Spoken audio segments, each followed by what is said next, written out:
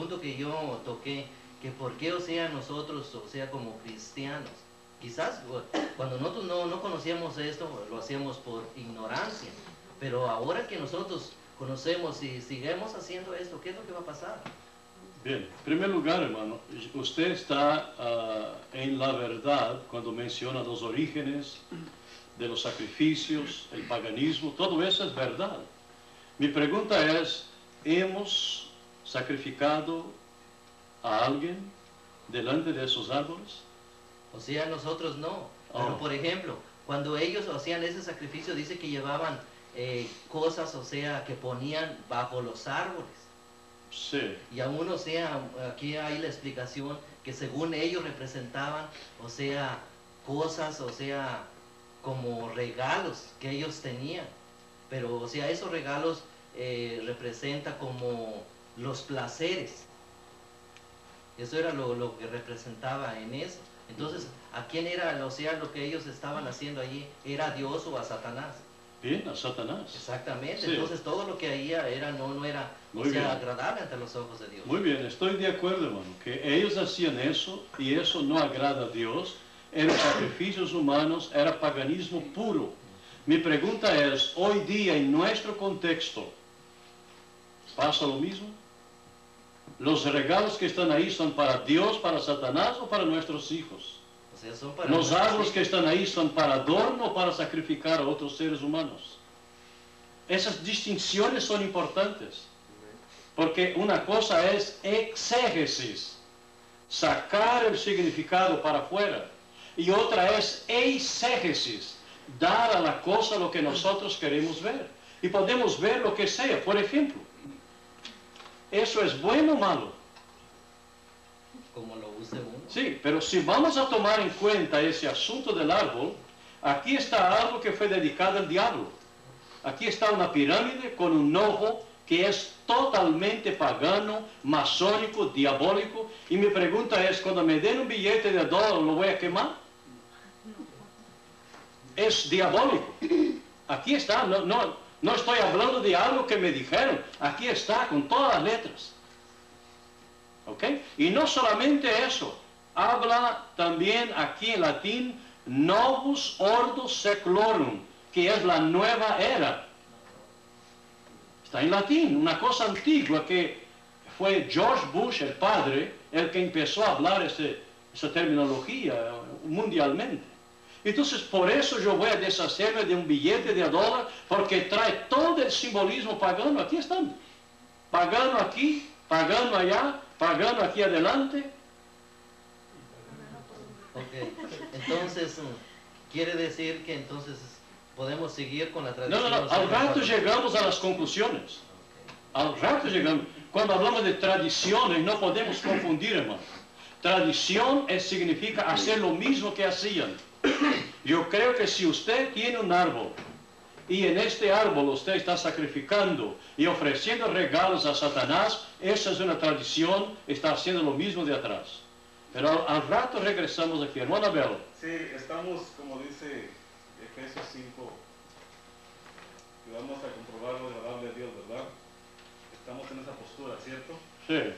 Bien, había un detalle similar cuando el pueblo de Israel salió de Egipto, cuando Moisés subió al monte por las tablas, ¿verdad? Que aquel pueblo se desesperó y empezó a fabricar un becerro de oro con sus mismas manos, sus oros, ¿verdad? Su dinero, lo que ellos traían. ¿Y por qué lo hicieron? Porque imagino que por ahí unos de las tribus, ¿verdad? Andan por ahí viendo los otros de los otros reinos. Y dijeron, bueno, vamos a hacer algo igual.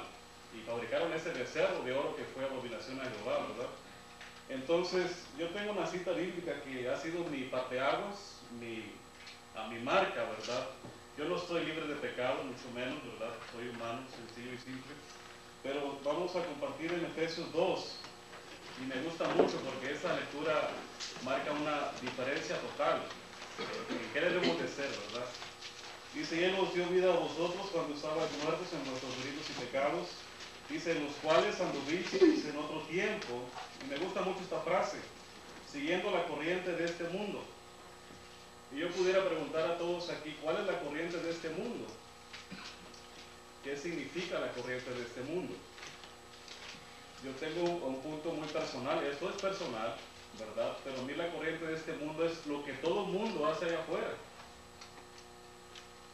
Pues ese es mi parteaguas personal. Yo no estoy tratando de ser legalista, sino que trato de aplicar la ley, la de la libertad, porque toda la palabra es nuestra guía, ¿verdad? Entonces, estamos tratando de comprobar lo que es agradable para Dios. Yo no condeno que alguien tenga su pino en su casa. Yo no condeno, no soy nadie para condenar ni para prohibir nada de eso. Yo creo que el Espíritu Santo nos redarguye a hacer y qué no hacer. Por eso Él nos va a conducir a toda verdad, como dice su palabra. Entonces, la corriente de este mundo para mí es aquellos todos que toman, aquellos todos que fuman, aquellos todos que van a los bailes, aquellos todos que se drogan, aquellos todos desobedientes a los padres, asesinos, qué sé yo. Es la corriente del mundo, ¿verdad? Dice, conforme el príncipe de la potestad del aire, el espíritu que opera en los hijos de desobediencia, en los cuales también todos nosotros vivíamos en otro tiempo los deseos de nuestra carne, haciendo la voluntad de la carne y de los pensamientos, y éramos por naturaleza hijos de ira, lo mismo que los demás. Entonces yo creo que cada quien en nuestra relación personal e íntima con Dios es con los que le temen, como dice su palabra. Entonces, si yo tengo temor de Dios y en lo personal, fuera de que yo sea legalista o de otra forma, quizás cuando yo tenga mi casa no voy a poner un vino, porque quizás yo estoy tratando de agradar a Dios de esa forma, y sobre todo nuestro testimonio como cristianos, que implica bastante.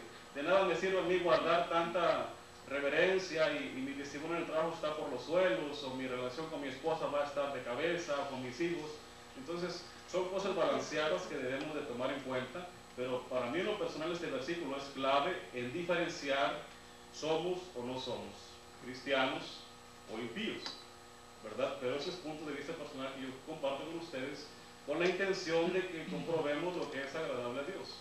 Sí. Muy bien.